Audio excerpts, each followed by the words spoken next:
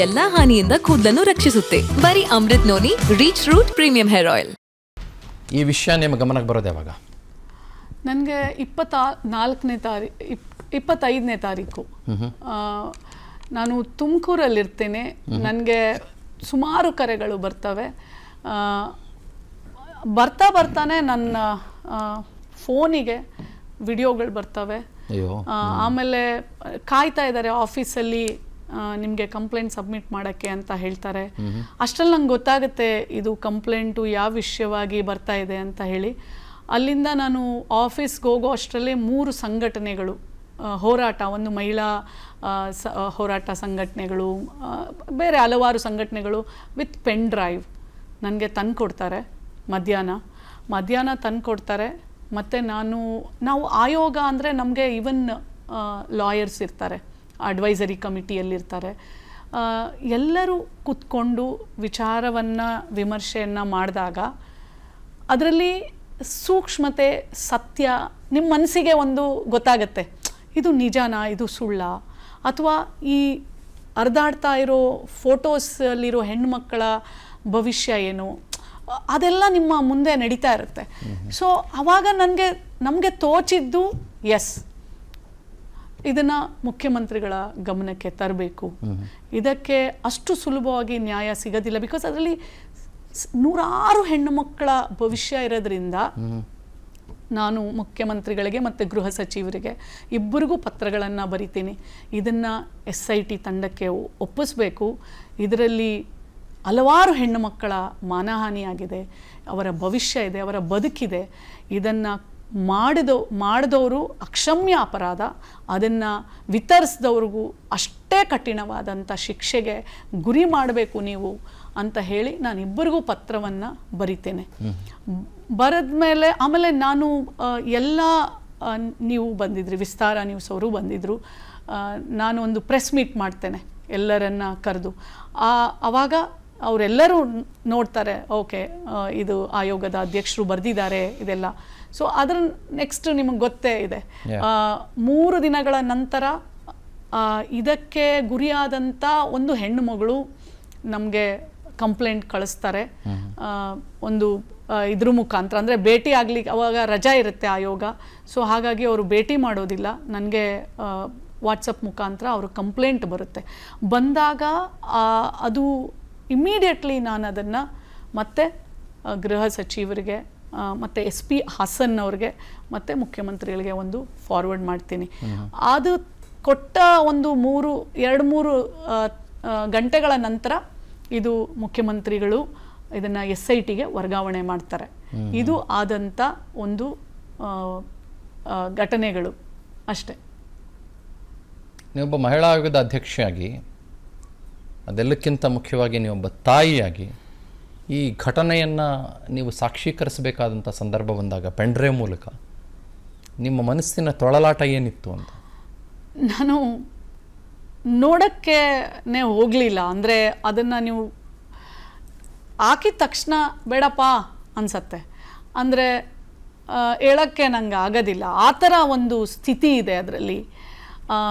ಒಂದು ಹೆಣ್ಣು ಮಗಳಾಗಿ ನಂಗೆ ಅರ್ಥ ಆಗುತ್ತೆ ಯಾವ ಥರ ಒಂದು ಯಾವ ಹೆಣ್ಣು ಮಗಳೂ ಈ ಥರ ಎಲ್ಲ ವಿಡಿಯೋಗಳನ್ನು ಒಬ್ಬ ರೆಕಾರ್ಡ್ ಮಾಡ್ಕೋಬೇಕು. ಯಾರೂ ಇಚ್ಛಿಸಲ್ಲ, ಯಾರೂ ಬಯಸೋದಿಲ್ಲ. ಅಂದರೆ ಎಲ್ಲೋ ಒಂದು ಕಡೆ ಅವರ ಒಂದು ಅಧಿಕಾರವನ್ನು ದುರುಪಯೋಗ ಪಡಿಸ್ಕೊಂಡು ಆ ಹೆಣ್ಣು ಮಕ್ಕಳ ಒಂದು ವಿಡಿಯೋವನ್ನು ಮಾಡಿರೋದು ಎದ್ದು ಕಾಣುತ್ತೆ. ಎಷ್ಟೋ ಜನ ಹೆಣ್ಣುಮಕ್ಕಳು ಇದು ಅಸಹಾಯಕತೆನೇ ಅಲ್ವಾ? ಮತ್ತು ಹೆದರಿಸಿ ನಂಬಿಸಿ ಆ ಥರ ಎಲ್ಲ ಒಂದು ಗೋಚರ ಆಗತ್ತೆ ಅದರಲ್ಲಿ. ಸೊ ಇದಂತೂ ಈಗ ಇನ್ವೆಸ್ಟಿಗೇಷನ್, ತನಿಖೆ ನಡೆಯುತ್ತೆ. ಸೊ ಈಗ ತನಿಖೆ ತಂಡಕ್ಕೆ ಒಪ್ಪಿಸಿದ್ದೀವಿ. ನ್ಯಾಯಾಲಯದಿಂದ ತೀರ್ಪು ಬರುತ್ತೆ, ನ್ಯಾಯ ಸಿಗತ್ತೆ ಅನ್ನೋ ಒಂದು ವಿಶ್ವಾಸದಿಂದ ನಾವು ಅದನ್ನು ಒಪ್ಪಿಸಿದ್ದೀವಿ. ನೀವು ಅದರಲ್ಲಿ ಪತ್ರದಲ್ಲಿ ಬರೀತೀರಿ ಸುಮಾರು 2800ಕ್ಕಿಂತ ಹೆಚ್ಚು ವಿಡಿಯೋಗಳು ಅಂತ. ಸುಮಾರು ಅಷ್ಟು ಇದ್ದಾವೆ. ಹೌದಾ? ಓ ಮೈ ಗಾಡ್. ಯಾಕಂದರೆ ಹಂತೆ ಕಂತೆ ಚರ್ಚೆ ಅದನ್ನೆಲ್ಲ ನಾವು ಕೇಳಿದ್ವಿ. ನೀವು ಅಥಾರಿಟೇಟಿವ್ ಆಗಿ ನೀವು ಮಾತನಾಡ್ತಾ ಇರೋದ್ರಿಂದ ನಾನು ನಿಮ್ಮನ್ನು ಕೇಳ್ತಾ ಇದ್ದೀನಿ ಅಷ್ಟೇ. Are you serious? More than 2800 videos, ಸಾವಿರಾರು ಆರ್ ಯು ವಿಡಿಯೋಗಳಿವೆ. ಸೀರಿಯಸ್? ಖಂಡಿತ ಇದೆ. Oh god.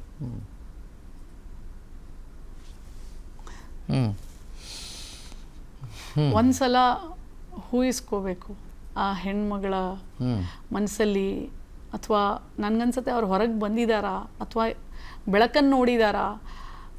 ನನ್ನ ಜೀವನದಲ್ಲಿ ನಾನು ಮಾತ್ರವಲ್ಲ, ನನ್ನ ಕೂದಲು ಕೂಡ ಆಗಿರ್ಬೇಕು ಸ್ಟ್ರಾಂಗ್ ಅಂಡ್ ಸ್ಟೈಲಿಶ್. ಬರೀ Amrit noni reach root premium hair oil ನೊಂದಿಗೆ. Reach root premium hair oil. ಹೇಗೆ ಹೆದರಿಸ್ತಾರೆ, ಆದರೆ ನಾನು ಎಲ್ಲರಿಗೂ ಹೇಳೋದು ಒಂದೇ, ಘಟನೆಗಳು ಬರ್ತಾ ಇರುತ್ತೆ, ಹೆದರಿಸ್ಬೇಕು.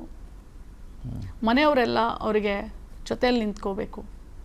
ಈಗ ಹೇಗೆ ಮೊದಲನೆಯ ಒಬ್ಬರು ವಿಕ್ಟಿಮ್, ಒಂದು ಸಂತ್ರಸ್ತೆಗೆ ಹೊರಗೆ ಬಂದು ಅವ್ರ ಇಡೀ ಮನೆಯವರು ಅವ್ರ ಪರ ನಿಂತಿದ್ದಾರೆ, ಆ ಸಂತ್ರಸ್ತೆಯ ಪರ, ಹೇಗೆ ಈ ಹೋರಾಟಕ್ಕೆ ಆ ಧೈರ್ಯ ಮಾಡಿದ್ದಾರೆ, ಆ ಥರ ಮಾಡಬೇಕು.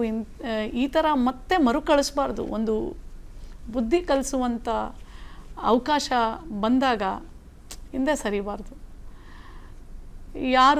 ಎಲ್ಲರೂ ಮನುಷ್ಯ ಅಂದಮೇಲೆ ಎಲ್ಲ ಥರದ್ದು ಬರುತ್ತೆ. ಅದನ್ನು ಹೆದರಿಸುವಂಥ ಶಕ್ತಿ ಒಂದ್ಸಲ ಹೆಣ್ಣು ಮಗಳು ಡಿಸೈಡ್ ಮಾಡಿದ್ರೆ ಅವಳು ಯಾರಿಗೂ ಬಗ್ಗೋದಿಲ್ಲ ಅನ್ನೋದು ನಂಗೆ ಗೊತ್ತಿದೆ. ಯಾಕಂದರೆ ಅವಳಲ್ಲಿ ಆ ಥರ ಒಂದು ಶಕ್ತಿ ಇರುತ್ತೆ. ಆ ಧೈರ್ಯ ಅವ್ರಿಗೆಲ್ಲರಿಗೂ ಸಿಗಲಿ, ಮತ್ತೆ ಅವರು ಹೊಸ ಜೀವನವನ್ನು, ಹೊಸ ಬದುಕನ್ನು ಅಂಜಿಕೆ ಇಲ್ಲದೆ ನಡೆಸ್ಕೊಳ್ಳಿ ಅಂತ ಹೇಳಿ ನಾನು ಹಾರೈಸ್ತೇನೆ. ಮತ್ತು ನಾನು ಯಾವಾಗಲೂ ಅವರ ಜೊತೆಯಲ್ಲಿ ನಿಂತ್ಕೊಂಡು, ಅವರ ಪರವಾಗಿ ನಿಂತ್ಕೊಂಡು, ಅವರ ಶಕ್ತಿಗೆ ತುಂಬುವಂಥ ಕೆಲಸ ನಾನು ಮಾಡ್ತೇನೆ. ನೀವು ಅಂದ್ಕೊಂಡಿದ್ದೀರಾ, ನೀವು ಬರೆದಂಥ ಒಂದು ಲೆಟರು ಸಾಮಾನ್ಯವಾಗಿ ಮಹಿಳಾ ಆಯೋಗ ಎಲ್ಲ ಪ್ರಕರಣಗಳನ್ನು ಗಂಭೀರವಾಗಿ ಪರಿಗಣಿಸುತ್ತೆ, ಬಟ್ ಮುಖ್ಯಮಂತ್ರಿಗಳ ಗಮನಕ್ಕೆ ಹಲವು ಪ್ರಕರಣಗಳು ಹೋಗಲೇಬೇಕು ಅಂತೇನಿಲ್ಲ. ಯಾಕಂದರೆ ನೀವೇ ರಿಸಾಲ್ವ್ ಮಾಡ್ತೀರಿ ಅದನ್ನು. ಅದು ಆಫೀಸಲ್ಲಿ ಆಗಿರ್ಬೋದು, ಅಥವಾ ಯಾವುದೋ ಶಾಲೆಯಲ್ಲಿ ಆಗಿರೋದಾಗಿರ್ಬೋದು, ಯಾವುದೋ ಕಾಲೇಜಲ್ಲಿ ಆಗಿರೋದಾಗಿರ್ಬೋದು, ಅಥವಾ ಬೇರೆ ಯಾವುದೋ ಒಂದು ವರ್ಕ್ ಪ್ಲೇಸಲ್ಲಿ ಆಗಿರೋದಾಗಿರ್ಬೋದು. ನೀವು ಅದನ್ನ ಬಗ್ಗೆ ಹರಿಸ್ತೀರಿ, ಎನ್ಶೂರ್ ಮಾಡ್ತೀರಿ that it is sorted out, it is solved ಅಂತ ನೀವು ಎನ್ಶೂರ್ ಮಾಡ್ತೀರಿ.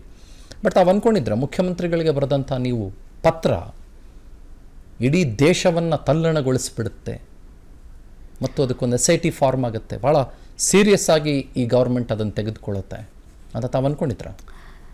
ನಾನು ಆ ಒಂದು ಕುರ್ಚಿ ಮೇಲೆ ಕೂತ್ಕೊಂಡಾಗ ಆಯೋಗದ ಒಳಗೆ ಬರುವಂಥ ಪ್ರತಿಯೊಂದು ಕಂಪ್ಲೇಂಟು ನಾನು ಗಂಭೀರವಾಗಿ ತಗೊಳ್ತೀನಿ.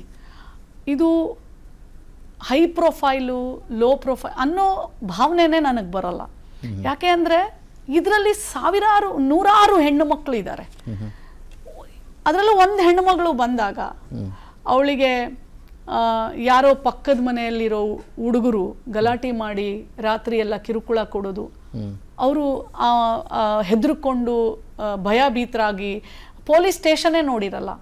ಆ ಒಂದು ಹೆಣ್ಣು ಮಗಳನ್ನು ಅದೇ ಥರ ಕನ್ಸಿಡರ್ ಮಾಡಿ, ಅದು ನಾನು ಯಾವುದೇ ಸಮಯದಲ್ಲಿ ಎಲ್ಲೇ ಇರಲಿ, ನನ್ನ ಕರೆ ಬಂತು ಅಂದರೆ ಅವಾಗೆ ರೆಸ್ಪಾಂಡ್ ಮಾಡ್ತೇನೆ. ಅಂದರೆ ನನ್ನ ಇಡೀ ಆಯೋಗ ಅವಾಗಲೇ ನಾವು ರೆಸ್ಪಾಂಡ್ ಮಾಡೋಕ್ಕೆ ಪ್ರಯತ್ನ ಮಾಡ್ತೀವಿ. ಅಂದರೆ ಒಂದು ಹೆಣ್ಣಿನ ನೋವು, ದೌರ್ಜನ್ಯಕ್ಕೆ ಒಳಗಾದಂಥ ನೋವು ಅವಳಿಗಷ್ಟೇ ಗೊತ್ತಾಗುತ್ತೆ ಯಾವ ಲೆವೆಲಲ್ಲಿ ಇರುತ್ತೆ ಅಂತ. ಸೊ ಹಾಗಾಗಿ ನಾವು ಸ್ಪಂದಿಸೋದು ಎಲ್ಲರಿಗೂ ಒಂದೇ ಥರನೇ. ಆದರೆ ಈಗ ಇದೊಂದೇ ಕೇಸ್ ಅಂತಲ್ಲ, ಈಗ ನೇಹಾಳ ಕೇಸ್ನು ನಾನು ಮುಖ್ಯಮಂತ್ರಿಗಳಿಗೆ ಬರೆದಿದ್ದೆ. ಯಾಕಂದರೆ ಒಂದು ಸ್ಪೆಷಲ್ ಕೋರ್ಟಲ್ಲಿ ಬೇಗ ತೀರ್ಮಾನ ಆಗಬೇಕು, ಎವಿಡೆನ್ಸಸ್ಗಳು ನಾಶ ಆಗಬಾರ್ದು. ಎವಿಡೆನ್ಸಸ್ಗಳು ನೀವು ನೋಡಿ, ಯಾವುದೇ ಒಂದು ಪ್ರಕರಣದಲ್ಲಿ ನ್ಯಾಯ ಸಿಗಬೇಕು ಅಂದಾಗ ಸಾಕ್ಷಿನೇ ಭಾಳ ಮುಖ್ಯ. ಅದು ನಾಶ ಆಗದೆ ಇರೋಂಗೆ ಕಾಪಾಡಿಕೊಂಡು ನ್ಯಾಯ ಸಿಗುವ ತನಕ ಹೋರಾಡೋದೇ ಮುಖ್ಯ. ಈಗ ಬಂತು ಅಂತ ಎಲ್ಲರೂ ಜೋರಾಗಿ ಎಲ್ಲ ಥರ ಮಾಡ್ತಾರೆ. ಮುಂದೆ ಅದೇ ಲೆವೆಲಲ್ಲಿ ಆ ನ್ಯಾಯವನ್ನು ಕೊಡಿಸುವ ಹಾದಿಯಲ್ಲಿ ನಾವು ಹೋರಾಟ ಮಾಡ್ತೀವ ಅನ್ನೋದು ಬಹಳ ಮುಖ್ಯ. ಅನುಕ್ಷಣದ ಸುದ್ದಿಗಳಿಗಾಗಿ ವಿಸ್ತಾರ ನ್ಯೂಸ್ ಯೂಟ್ಯೂಬ್ ಚಾನೆಲ್ ಸಬ್ಸ್ಕ್ರೈಬ್ ಮಾಡಿ. ಹೊಸ ಸುದ್ದಿಗಳ ನೋಟಿಫಿಕೇಶನ್ಗಾಗಿ ಬೆಲ್ ಐಕಾನ್ ಕ್ಲಿಕ್ ಮಾಡಿ. ಲೇಟೆಸ್ಟ್ ಅಪ್ಡೇಟ್ಸ್ಗಾಗಿ www.vistaranews.com ವೆಬ್ಸೈಟ್ಗೆ ವಿಸಿಟ್ ಮಾಡಿ. ಅಂಗೈಯಲ್ಲೇ ಜಗತ್ತಿನ ಸುದ್ದಿ ತಿಳಿಯಲು ವಿಸ್ತಾರ ನ್ಯೂಸ್ ಕನ್ನಡ ಆಪ್ ಡೌನ್ಲೋಡ್ ಮಾಡಿ.